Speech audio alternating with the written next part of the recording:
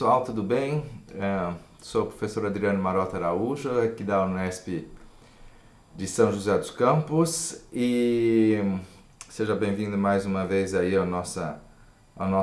isso faz parte do blog do adriano.com.br, para quem não conhece.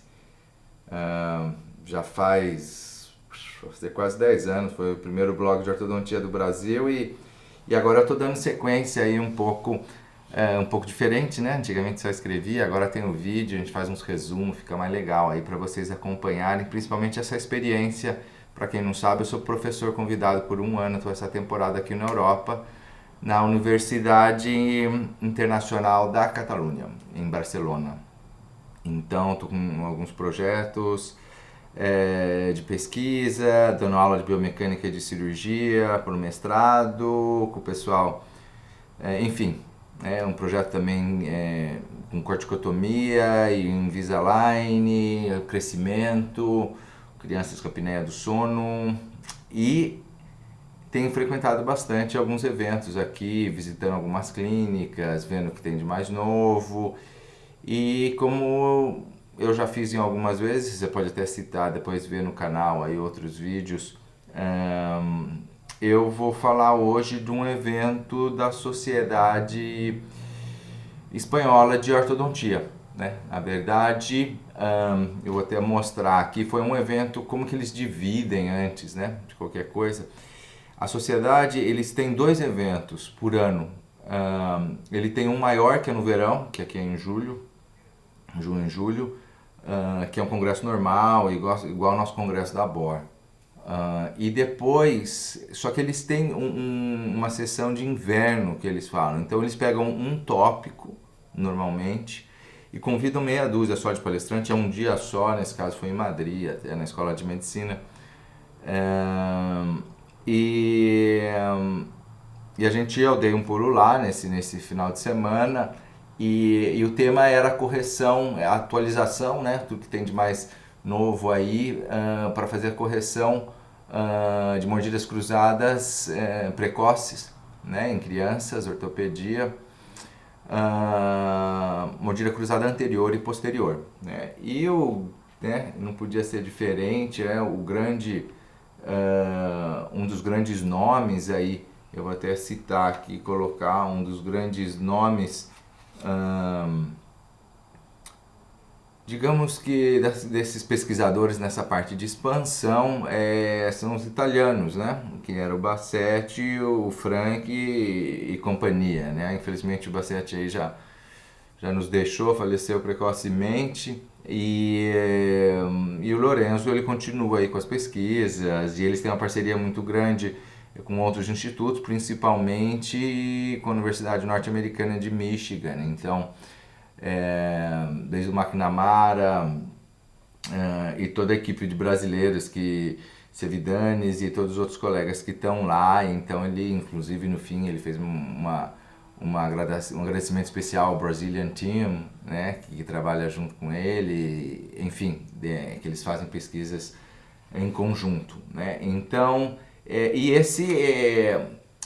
foi um dia e meio, né, de encontro, e esse primeiro dia foi praticamente o Lorenzo aí, o Dr. Lorenzo, que passou todas as informações aí de tratamento de disjunção, de mordida cruzada posterior e anterior. Então eu vou dividir esse vídeo também em duas partes. Eu vou dividir esse vídeo em duas partes, uma mais como ele mesmo disse, né, a mordida cruzada posterior, e depois o segundo vídeo vai vir aí logo na sequência, que está muito bom também, que é o tratamento da classe 3. Tem uns protocolos diferentes de ativação, que está de mais moderno, né?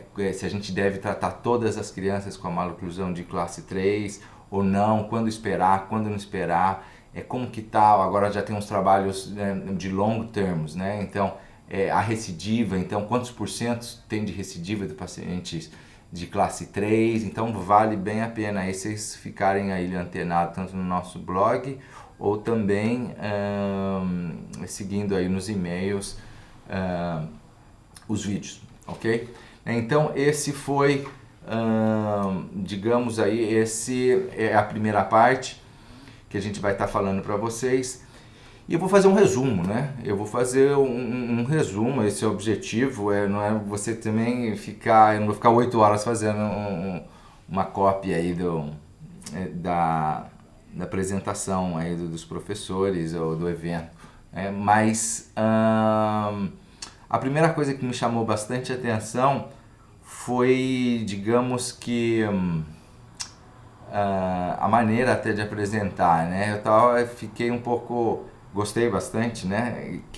Talvez os clínicos não gostam muito, né? Porque tem bastante literatura. E não foi só a parte do Lourenço Franti, não. Foi praticamente dos 6, 7 palestrantes. Então, todos eles tinha um embasamento científico muito grande nas palestras. Isso eu achei bem legal e no Brasil ultimamente a gente sente bastante falta disso. A gente mostra muitos casos clínicos com muito sucesso, casos avançados, independente do tópico que você está falando.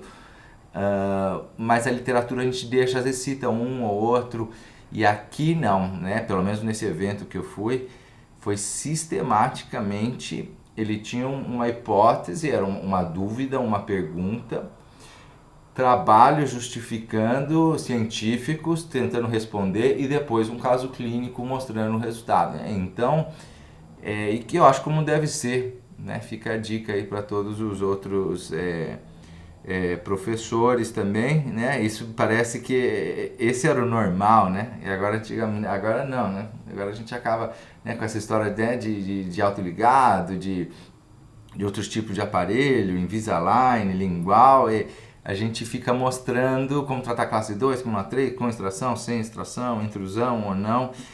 E vai agir o brasileiro muito bem na parte técnica, a gente se acaba, porém, às vezes se desviando um pouco o que é o correto cientificamente ou mais embasado, principalmente para a gente passar isso para frente para outros alunos, para outros colegas e assim por diante. Então isso me chamou bastante atenção, como eles conseguiram mesclar muito bem. Então foi uma palestra, digamos, aí de quase 6 horas, mas que não foi tão pesada, porque eu acho que isso tem que ser o modelo ideal, tá ok? Que mais? Iniciando então, a parte de tratamento de classe 2, da mordida cruzada posterior, eu não vi tantas novidades, assim, bom, pelo menos para mim, mas eles seguem o protocolo de pacientes que têm uma deficiência, eles fazem uma mensuração, né, da distância intermolar, e isso vira como se fosse uma referência. Então, os pacientes, se eu não me engano, de 36 a 39 milímetros têm uma distância intermolar, digamos que normal, né? Então você não precisa fazer uma disjunção. Os pacientes que têm mais ou menos de 35 a 31, veja bem, isso é só uma referência, tá, pessoal? Mas de 35 a 31 normalmente se faz a disjunção e consegue até evitar, muitas vezes, uma exodontia. E aqueles pacientes que têm abaixo dessa distância de 31 milímetros, os pacientes jovens, né, obviamente, são casos às vezes que se faz a disjunção, corrige uma mordida, mas tem grandes chances ainda de ir para uma exodontia, às vezes de premolares, né? Então, seguindo o mesmo protocolo, quanto antes iniciar a disjunção, então, aquela idade de 6, 7, 8 anos, né, pré-puberdade ainda uma das melhores maneiras de corrigir a mordida cruzada posterior. Eles usam bastante, como eu também no consultório, o meu aparelho de eleição, é o disjuntor splintado, né, de acrílico, digamos, que aqui no Brasil, na Espanha também a gente fala de máquina Mara. Então, funciona muito bem para a grande maioria dos casos, inclusive classe 2 e 3, muita gente usa só por classe 3, eu uso também sistematicamente para todas as crianças.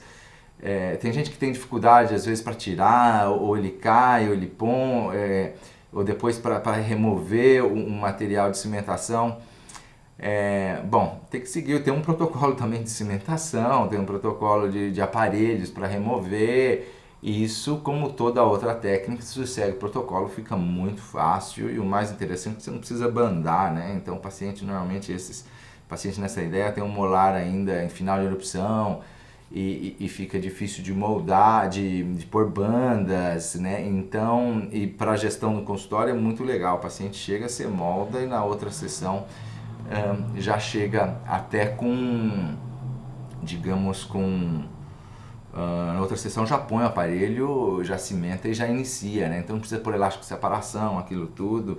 E vai uma outra dica bem legal. Eu às vezes já peço até uns modelos no serviço de documentação, modelo de trabalho também, né? Então quando já chega a documentação, já tem um modelo de trabalho, a gente só liga, pergunta, né, a cor, ou muitas vezes o paciente, muita gente que faz o disjuntor de máquina-mala sempre transparente. Eu ainda ponho uma corzinha para mudar, não é todo mundo que põe, porque não dá para ver muito, mas os pacientes, as crianças gostam. De qualquer maneira, já pode até fazer, né? Então não precisa nem moldar. O paciente praticamente volta de retorno da primeira consulta, você já põe o aparelho e já inicia. Então isso ajuda muito, você economiza aí 2, 3 sessões, evitando as bandas, digamos assim. E a gente sabe que essa história do efeito vertical, que vai aumentar um pouco durante a disjunção e o longo termo, as pesquisas mostram que não tem diferença, né? Realmente aumenta um pouco durante o período de uso, né? A altura anterior-inferior, mas que depois ela se restabelece o crescimento normal e depois de alguns anos ele tem os mesmos resultados verticais do que um Hyrax ou Haas, né? Então ele mostra também essas coisas todas, né? Então fica esse com relação à disjunção, também depende obviamente, né, da quantidade, quanto mais novo, ainda mais pacientes que estão nessa fase aí de 6, 7 anos, às vezes ele ativa só uma vez por dia sistematicamente aí durante até 28 dias, né? Não fica ativando 1 milímetro por dia, não precisa, né? A sutura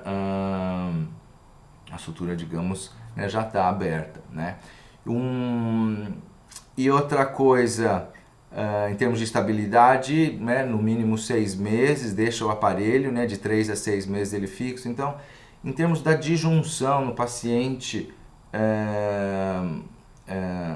com mordida cruzada posterior, acho que segue bastante isso. Uma outra coisa que ele mostra é a correção espontânea dos pacientes com uma classe 2 leve, né? Então isso já existe vários trabalhos, eles mesmos mostram alguns outros trabalhos reforçando essa teoria. Então alguns pacientes que têm a maloclusão, que tem uma mordida cruzada e está com classe 2, até bilateral, e depois a disjunção você vê que ele tem um jump a mandíbula, e além de corrigir a mordida cruzada posterior, você tem uma resposta antero-posterior, desde que obviamente você faz isso no paciente nessa idade pré-puberal principalmente.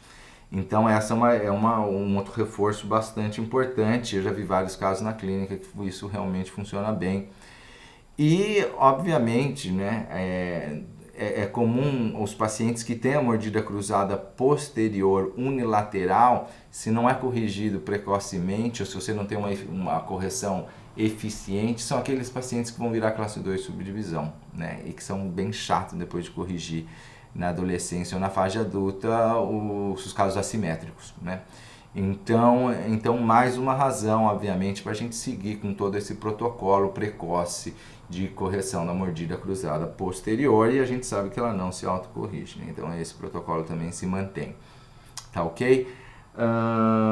E por fim, né, com relação a uma outra coisa que foi até numa outra palestra que foi bastante discutido, é que quando você tem os molares, mesmo com molar em erupção, ou já tem os primeiros molares permanentes, mas ele ainda tem os segundos molares descidos, fazer o aparelho, né, no caso aí com as bandas, o disjuntor nos molares descidos, nos segundos molares descidos, somente com um guia, um fio guia, para fazer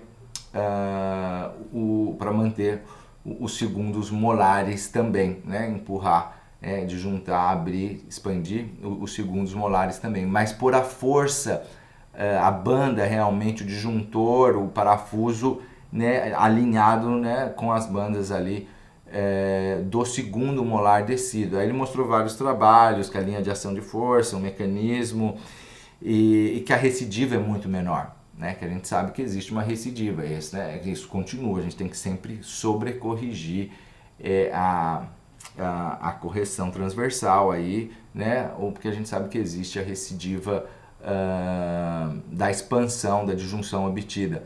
Mas que quando então ele faz e tem o primeiro molar e põe a banda nos molares descidos, o seu limite de disjunção é aonde? Ele vai seguindo até a hora que você vê que os molares permanentes também estão corrigidos. Aí você para de disjuntar. E, obviamente, como ele não está sendo, esse dente não está sendo dentro suportado, né? O molar não está sofrendo a pressão da disjunção, a recidiva é praticamente inexistente, né? Então ele fica aí como um guia mais fácil de você controlar, e depois o outro dente descido vai se foliar, e daí você pode pôr uma placa de Howland para manter. Mas então fica mais essa dica, porque a gente está falando realmente de um tratamento, a eficiência dos tratamentos precoces da mordida cruzada posterior, né? Então, mais uma vez, foi um prazer estar aí com você no nosso canal, e na sequência aí, quem não, né, se está assistindo esse vídeo aí, já foi publicado, a gente está em 2015, mas já foi publicado há um tempo, procura já aí na sequência aí no mesmo canal, você vai ver o vídeo da classe 3, uma atualização de classe 3, né? Então esse é um assunto super legal, esses dois vídeos aí, tanto para os odontopediatras, para os dentistas, ortodontistas, e quem não atende criança, o ortodontista tem que sempre pensar nisso, que realmente você vê que tem bastante coisa legal, é um nicho bem importante aí para os ortodontistas continuar investindo, porém, você vê que tem as mudanças, tem que estar sempre atualizado. E é isso aí, para quem é novo aí no nosso blog, seja bem-vindo, e blog do adriano.com.br, e até breve então com a segunda parte desse resumo de tratamento precoce das mordidas cruzadas. Um grande abraço e até breve.